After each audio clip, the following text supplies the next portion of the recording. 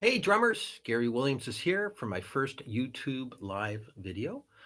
So I'm just going to hang out a little bit, share a little bit of information about my background for those of you who have been following my channel for a little while. Thanks for all of you that have been subscribing and watching and commenting on my reaction videos. Actually been pretty fun to do. And those were started and inspired to me by my wife, Valerie, who's a vocal teacher and a piano teacher. And she had a student who requested that she do a reaction video and finally talked her into it, and then started finding out it was very helpful for a lot of people. So from there, I decided to try and add that to some of the things that I offer to my channel. And since then, it's been really fun doing a kind of a play-by-play, as one commenter mentioned, as I listen to these drummers and hear them for the first time. And a lot of times I'm just seeing it right there on the fly and then trying to identify what's going on. So go ahead and text in any kind of questions that you may have that you'd like for me to be able to respond to. But I'll just give you a little background. I was born in 62. I started playing drums in 72 in sixth grade on snare drum, and I was tied for fourth chair with a friend of mine. And then that summer I got a drum set, and that changed my life. Here I still am to this day. I fell in love with the drums, and then I started practicing every day. And then in seventh and eighth grade band, I became first chair. And it just kind of stayed that way. I just was a drumaholic. I spent lots of time on my drums. I grew up with one TV station out in the country and friends that were several miles away. So I often had lots of time to spend on practicing indoors and doing those kinds of things. So from there, I graduated from high school and won a Washington State Percussive Arts Society drum set competition that Louis Belson chose me for. I was very grateful for that honor to work with him. And then I went on to college and studied percussion some, but mostly drum set. Studied under a guy named John Mowad for 6 years, graduated in 86, moved to Seattle, and started playing with my fusion band, Ecstasy in Numbers, shortly thereafter. I was actually going to move to Los Angeles, but decided that wasn't really the right fit for me. And my wife and I lived in Seattle for 5 years until we had our first daughter. And then we moved back to our small town in Ellensburg, where I currently live.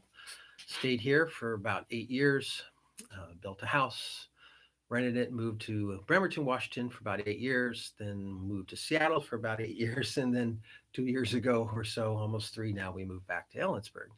And so I'm really enjoying the small town life and being able to have my cake and eat it too, be able to do all my online lessons. I got my fusion bands back together. So we're writing and rehearsing, but of course, temporarily on hold as we are all at home. But it's nice to have this time to be able to focus on some things. So I'm going to look over here and see what some people got here for questions. Charles Ray, what do you mean when you say like one up and two down? I'm talking about upper body and lower body. So whenever you hear me comment about up, down, hand hits versus feet hits. So I could say right, left, kick, kick, but it could be a double bass, single bass. So I usually just go up, down. So that's what that means. Also, you have ever heard of Eric Carr or Eric Singer solo? If so, what is your opinion on their drumming?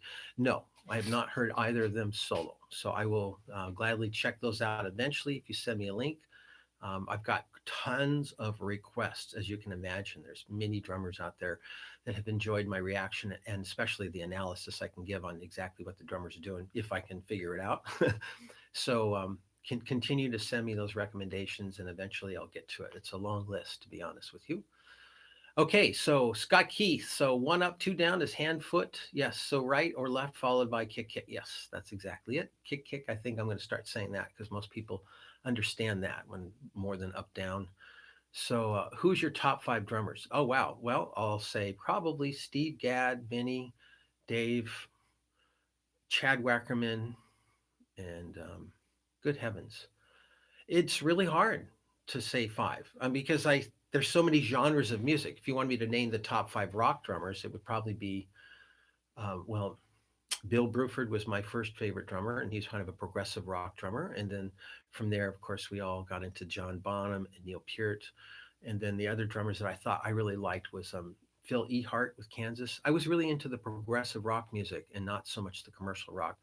But then I listened to tons of other drummers. Myron Grombacher, the drummer for Pat Benatar, is fantastic. And I often say, God, if you can go listen to some of those early albums with Pat Benatar and check out this guy's drumming. And also I saw him in concert and I could go on and on. So each genre has specific drummers I like. So if I'm talking bebop versus big band, Those would be two different sets of drummers, and then of course fusion drummers, and then there's Latin drummers I like. So it's kind of hard for me to say that. I mean, I've named the ones that were the really big inspirations, the all-around drummers, those that can play all the different styles, rather than being just a really great rock drummer or great jazz drummer. These are great drummers in that they can really tear it up in multiple styles. So let's see what else here.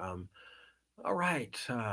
Next one, JJ. Hey, Garey, thanks for making some time that we can watch in Belgium. I have two questions. How do you divide your rehearsal time advanced? Not quite sure that question. And can you do a video on AJ Pero, TT Quick? Send me a link and I'll see. I'll check it out. Again, I mentioned earlier, it's a long list, so I'm happy to kind of see what's out there and see what I can do about checking it out. Don't really understand that. The rehearsal time, I know how I prepare for tunes with my band. I'm always like analyzing the MP3 and then following along in the chart. Sometimes I'll make up my smaller chart, my own version, because sometimes in my fusion band, the bassist Rick White composes these very long charts. Sometimes they're several pages long and they fall off the music stand, so I have to condense those.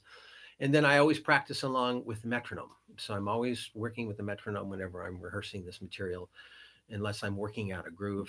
I'll just take it out of context. But generally speaking, I'm running the tunes down as though I'm playing with the band. So I'm not sure if that answered your question, but I thought I would try. Okay, here's another one. Cali Karl, any magic tips on how to improve your weak hand? I'm glad you mentioned that. The weak hand. I'm a right handed drummer, but my left hand can play almost equally well with the matched and the traditional grip. So, in some respects, my left hand's stronger. The concept of weak is more of an expression of connection.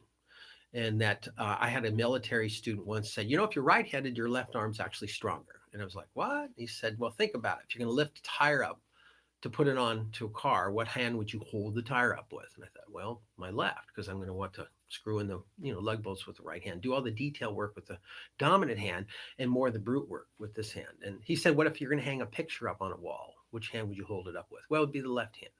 So again, I do more of the bulk work, and when I haul my drums around, I always grab the hardware case with the left hand.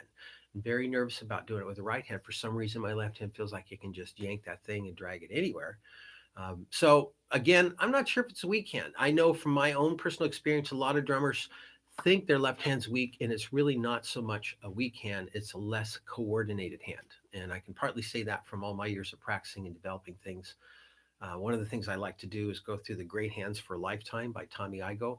I've been through the basic, intermediate, and advanced warm up, right and left hand lead, and I've even cranked the advanced up to 105%. So I've really spent a lot of time learning how to lead with the left hand.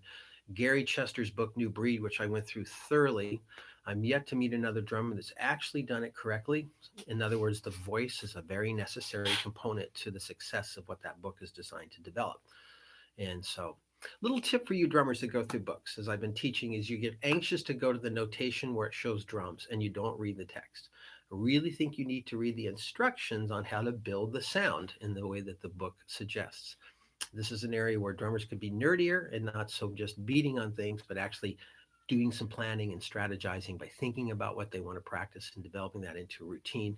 Recording yourself. I've done videos on the importance of using that musical mirror, as Dave Weckl referred to. So I'm kind of rambling about that, but let's go on to the next question here. Some people are suggesting Keith Moon, Phil Collins. Definitely, those are upcoming. Advanced means little time as a teacher, musician. Not sure what that means. Here's another one. Did I miss the Keith Moon comment? No, I haven't said anything about Keith Moon. Just I think somebody would like a reaction to that. Eventually, I will. Um, yeah, Keith was an interesting drummer. I will comment more about him when I watch him, actually. I'm self-taught drummer. This is from Renato Mendez, but I believe I have some additional addictions that are difficult to lose. Do you have any tips for losing them? Replace them with a new one. Addictions is a very broad term, and a lot of people think of it as a negative thing. You can be addicted to a very good activity like working out and cooking gourmet food instead of eating junk food. So you probably will find that if you can replace whatever you're considering to be a maybe negative addiction, I'm assuming that's what you're referring to when you use that word, with something to replace that time with that's positive. So I recommend reading. I also do a lot of listening to online kind of people like Eckhart Tolle is a person that I enjoy listening to. He wrote this famous book called The Power of Now. I'm really into self-help books.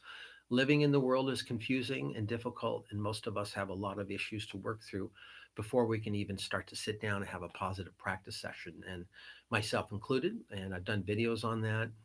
So you can watch some of the videos, but there's some different kinds of self-help resources out there. If it's a real severe situation, you might want to contact somebody who's a professional. I'm not that.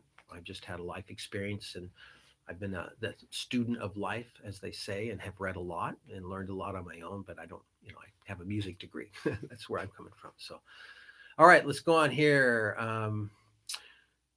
Rick Brown, could you do a video on the late Pat Torpy from Mr. Big? Yes, he's a great drummer. Love you and show you the great. Thanks. Thanks so much for that. Yes, send me a link.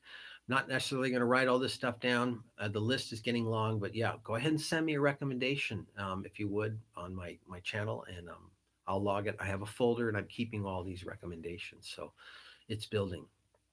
Okay, let's see what else we got here. Is speed really that important? I don't think so. It's definitely overrated. There's this tendency in today's world, especially with the drum off competitions that seem to have been popular at guitar centers, to actually belittle the drumming musicianship aspect in some respects. Now, what do I mean by that? Well, it seems like if there's a lot of visual displays, stick spinning, tossing, twirling, kind of circus acts with drumsticks. It's very fun to watch these drummers who are quite skilled at that. But for me, I listen to music with headphones on and my eyes closed. That's to me, it's about ear candy and the visual stuff. Fine if you've got it, but it's almost become such an influence that people seem to think that you have to do these kind of drum tricks to be able to sort of show that you're up to what's going on. So it's a bit like sports where it becomes too focused on speed, metronomic stats. Where's music in that? My question is being a musician important? Well, yes. Is speed important? Yes, but not as important as just knowing what to do at the right time. I guess the only time that you'd really have to have that speed is if you're playing something that really demands very quick speed because you're playing some fast music, whatever style that is. Okay. All right. But no, speed itself is not that important. I think he meant bad habits in drumming. Bad habits. Well, there's productive things and not so productive things. And I suppose a bad habit would be doing something that actually physically hurts you. There's been some people that have commented in my Drumset Artistry Mastermind Facebook group that their thumbs get numb and tingle, and weird little sort of biofeedback from holding the stick too tightly. Usually that's, punching the drums is an expression when you hold on to the stick with all your fingers, kind of like Jeff Hamilton was called it the death grip, like you're hanging onto a rope and you can't let go and loosen your grip or you'll fall. This idea of like a really tight fisted grip is going to absorb all kinds of impact shock and create problems for your body. So that's the bad habit. I would say if it's hurting, it's not good. That's bad. So change that if you can. Do you have a personal favorite?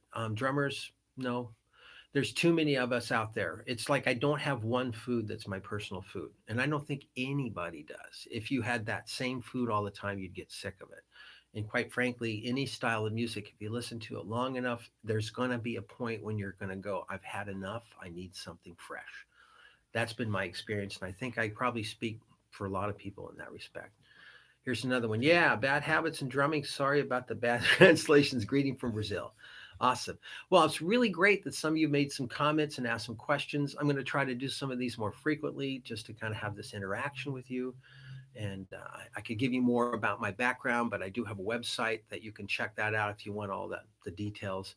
The main thing is my mission here is to help drummers pass along what I've learned in the many years as I've been an educator and my passion for learning. I've been through so many books. I'm just kind of a drum nerd. And I just really enjoyed developing the skill. And I didn't always want to know as much as I've learned because I was really into certain styles of music at certain ages. And as I grew and developed those, then something else would come along and I would go, man, this is fantastic. And then I would go down that path and explore that. And I continue to do that to this day, not as extensively as I used to, because actually, with all of my clients and the introduction to ideas, as I mentioned in a video that I'll be posting on those who can do and those who can't teach, and that myth. You'll be hearing me talk about how much the benefit of teaching has been because of all the students I've had and the literally thousands of questions that have come into my mind from students over the years, introducing me to so many new things. You know, it's like if I was just doing my own thing, I would only know my own stuff, but now I know all this stuff. So I'm going to sign off here. Thanks for being a subscriber to my channel. Share it with your friends. I'll have some more reaction and analysis videos, technique videos, and don't forget to check out some of my online classes. You can go to my website, GareyWilliams.com, Garey, and you can see some online course tabs and private instruction and all that kind of stuff. So until next time, enjoy yourself, stay nice to yourself, keep practicing, and have a great day. And I'll see you in our next live stream video. Take care. Bye-bye.